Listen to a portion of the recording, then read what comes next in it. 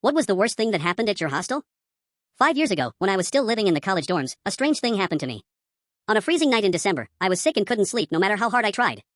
Since my mobile was dead, I simply chose to close my eyes. Almost an hour passed, but I still couldn't sleep. I started looking at the dark ceiling of the dorm. As I was staring and thinking about my career, I heard something walking in my room. My heart pounded so hard that I could hear my own heartbeat. I got up and checked the room, but there was no one there. Then I laid down again. After a while, I felt a whisper right in my ear. When I looked in that direction, there was still no one. I was so scared that I hid completely inside the blanket like a child. But the strange things kept happening. I felt like someone was touching my foot, someone was whispering again, and someone was running. Due to the extreme fear, I pulled out a classic move. I pretended to be asleep.